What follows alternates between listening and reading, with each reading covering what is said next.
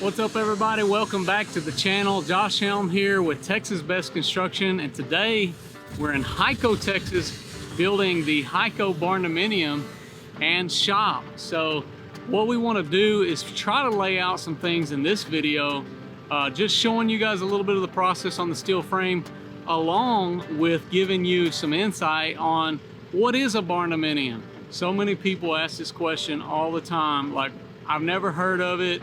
What is some of the identifying marks that makes it a barndominium as opposed to a conventional frame home? Because when it's all said and done, our homes really don't look much different on the inside than a conventional frame home.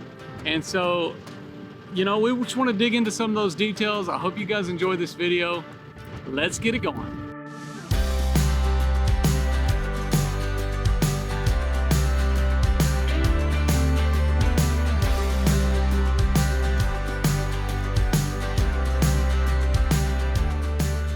One of my guys is running late today, so it's going to be me and Moy. And just want to show you a little bit about what's going on as we're laying out everything that needs to happen here. So you can see we've got all this lined up. We're going to have 5 main frames here for the house structure. And like I was saying, you know, it's always interesting to see this stuff go up because it really gives you perspective as soon as you get it going. But we do have our base plates or our weld plates already on this top one. We are going to be taking the purlins on the inside, so you can't really add those until you get it one off top of the other. But sometimes when you're taking your purlins on top, you can, you know, add these on the outside and go ahead and put them all the way down. But you can see we've already got them all marked off, and that's a good bit of how we would do that. We are going to have overhangs as well on this build, so that's why these are left hanging off the side.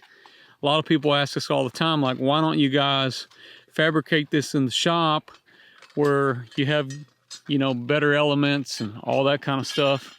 Well, I mean, you could, but sometimes it's just better to work off the foundation because we're actually, you know, working to this line so we can leave a 1/2 inch, and we want to get the specifics, you know, off of that, which is one reason. The second reason is we don't really have a shop to where we would fabricate all the steel, and because it's a weld up, you know, we're doing it out here in the field anyways. So that's another reason.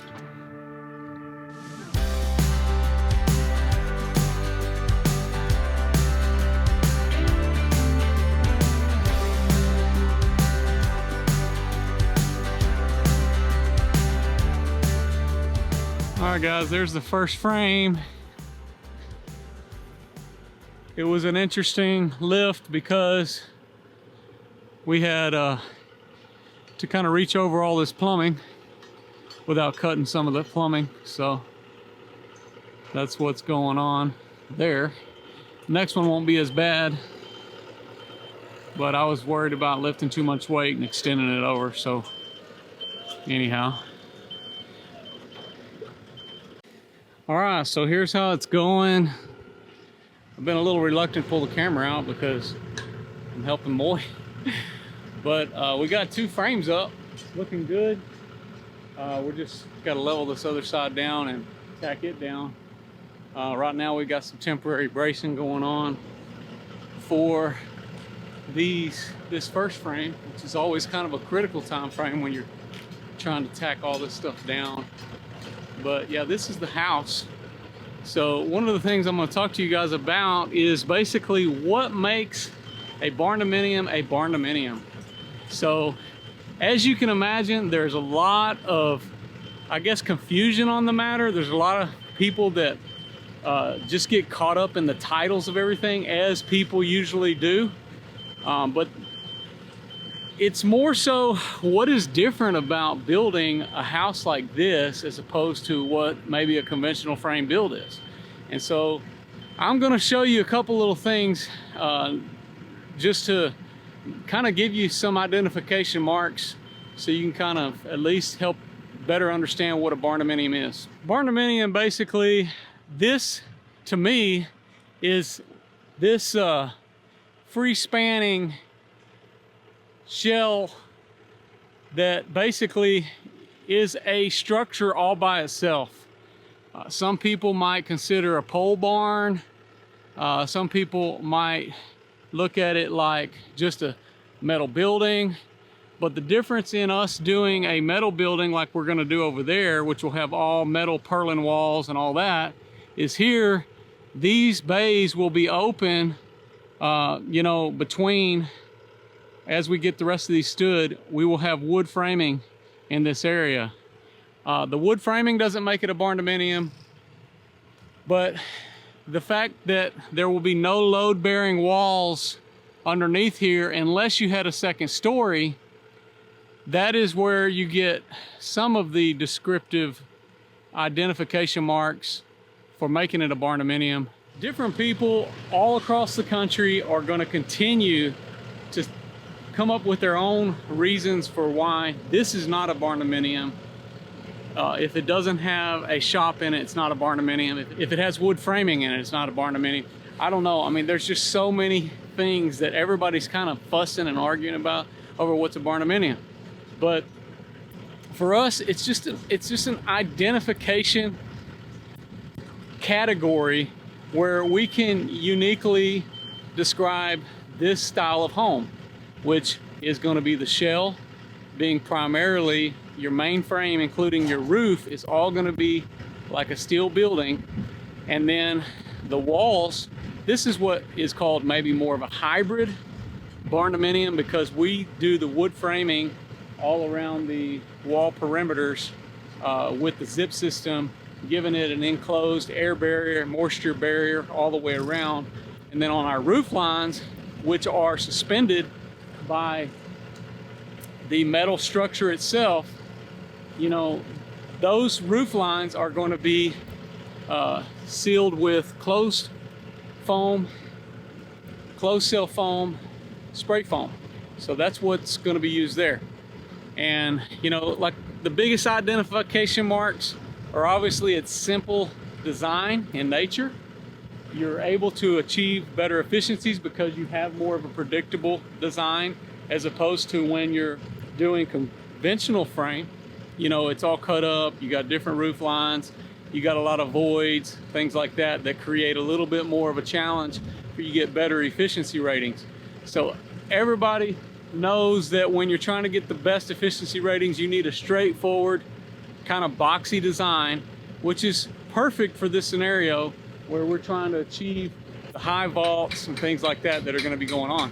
Speaking of vaults, this one's going to have a pretty good little vault to it with this 412 pitch. Actually, I think that's a 5 or 612. Let me get back with you. I'll show you a little bit of the plans on this build. All right, guys, here's your first look at this build, floor plan layouts, and I'll just show you some of the living area right here. As you can see, we've got our you know, guest bedrooms over here. We got some master closet, master bath, and a master bedroom right here. It's a little bit of a different layout because we have you know, some of the way that this is open over here, but it kind of goes back into this other area, and the accessibility is a little different as well here because of it. As you can see, some of your access for your utility room and stuff like that. But it's still a pretty cool little plan. And then there's a huge pantry back here on the back side with the laundry room, and you know, and then we've got a real cool game room over here and a big great room that goes front to back. And I kind of like this design because front to back, you have your kitchen is not on a end wall. It's right here kind of in the middle of the room, centrally located. Of course, we got a lot of porch. We got a front porch here that's decorative with some stuff there. Now I'm going to take you to this next, show you a little bit of the elevation. We're going to have some stone going around, and that roof pitch is actually a 612 pitch, so that identifies as well kind of what the porches are going to do on that area and back here. So if I was to kind of pinpoint, I think it's patterned a little bit, just the style, the look is a little bit after our red oak Barndominium. Has that same feel to it. So it'll have some stone, of course, going around, which is similar to that one. It shows you a little bit of the roof lines, kind of how that's going to look there. Gives you an idea. Yeah, so a 612 pitch, that's pretty steep. Typically for a steel building, you're looking at a 312. Minimum, I would prefer 412 pitch, something in that range. But you know, usually what happens in this case when you got pretty good elevation on your eaves, on your starting point, and you got that kind of pitch, it usually ends up being a lot higher than your clients realized it was going to be. But we'll just kind of see how they like it. But it's pretty tall. It's going to be pretty tall for that great room area, but it's going to give them a lot of elevation.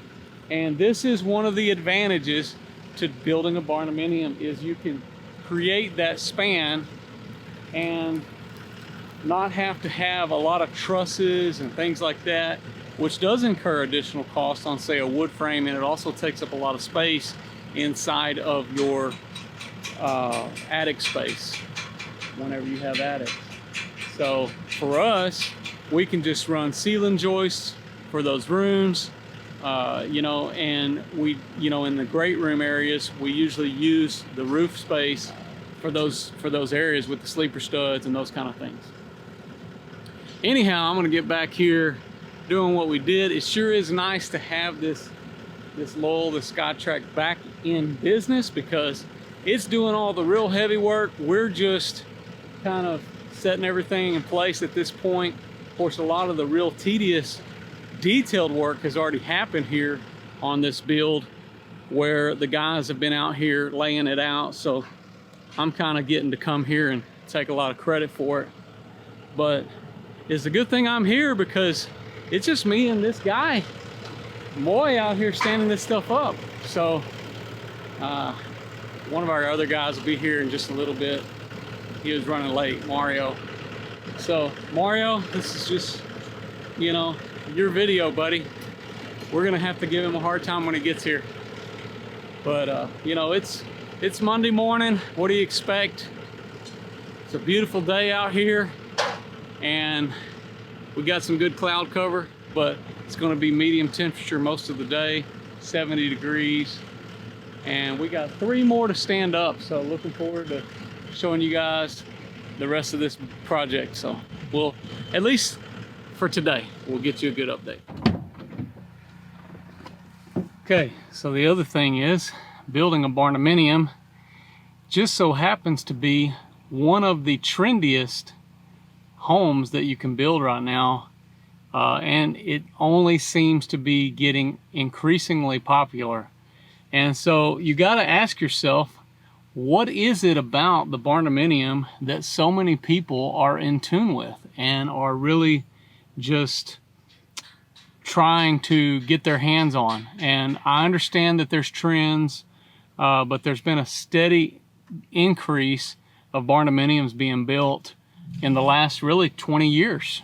So, I mean, I know that the first time the word Barndominium was mentioned was, you know, back in, obviously in the 1900s, earlier, somewhere middle 1900s, I believe, somebody in one of the upper northern states put together, and I'd have to get the whole story on it, but you can look it up, where the first time the word was mentioned.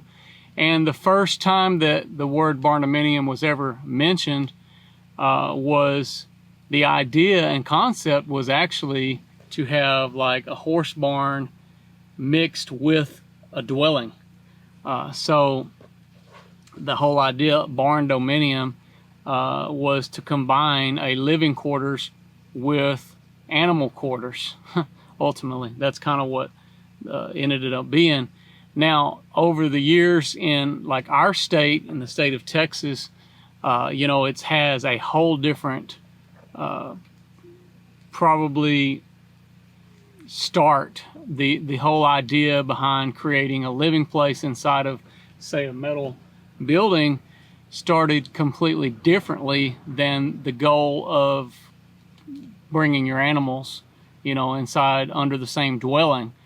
It had a different meaning here. A lot of early ranchers and, you know, landowners, things like that, would have like a hay barn built or some type of a, maybe what we would call a pole barn built, and they'd come back later and want to put in some living efficiencies or something like that to where they could, you know, have a place to stay when they go to visit their ranch. Or and also it became a real popular idea, at least I know 20 plus years ago. It was a way that people could kind of skate by the big taxes, so they would come build a building and then come back later and, you know, finish some things out on the inside. So that became an agenda all by itself. And that's just in our territory, what we saw, you know, some of the trends and those kind of things happening. Now, what it's become today is entirely something different, because people have, you know, become in tune with the fact that building a barndominium can have advantages as well. And there's efficiencies, there's durabilities for the long term. You know, you think about your exterior shell and, you know, not having to paint and do some of those type of upkeeps and maintenance on the outside, as well as combining living with having a big shop space. That's another popular thing, at least in our territory, where people like to have all their toys out on their property, as well as a pretty sweet living quarters or hunting lodge, or, you know, these kind of things. So there's a lot of different advantages. There's a lot of different ways that we could pretty much create a scenario as to why people want the barndominium. But for all the reasons that people love them, you know, it's you know, growingly becoming more expensive to build anything. So it's not just the barndominium where the costs have been rising because of the customizations and all the things that are going on, but it's building in general. You know, we've just seen such a complete market change just in the last few years, and there's a lot of things that are indicating that it's probably not going to easily go back the other direction. So it lends the idea that prices are not going to go down anytime soon. As a matter of fact, some people still feel very strongly that there's probably going to be more increases. But, you know, this is just where it's at, you know, the barndominium. You know, I don't see that the trend is going anywhere away soon. I think that people that were 2 years ago, at least that were building, a lot of people looked at the people that were building 2 years ago and said, you guys are crazy, you'd be building in a time like this. And now those people had immediate equity built in their properties, even though it's taken longer, you know, to build, due to just some of the crazy things that we have to be subject to. But overall, it's still a good idea. It still has its advantages with the free span open concept and having an ability to cover a lot of territory fast, and then coming back with all the customizations and things like that on the inside. So I hope that it helps explain a little bit. Anyways, back to building. Lunchtime's over, you know, so we're gonna keep building away here on this build. Lunch is over. We just stood up this fourth frame. Pardon the wind, but there is quite a bit of size here in this build. Like we said, a 612 pitch, And yeah, we just got one more to go, but we're gonna have to secure this one off a little bit more, which we're about to put these purlins up, and we'll be almost done, at least on the house side, with the main frames. Of course, we'll have porch work to do, as well as some of the other specialty stuff on the front porch, and we still have a whole nother building to put up out here.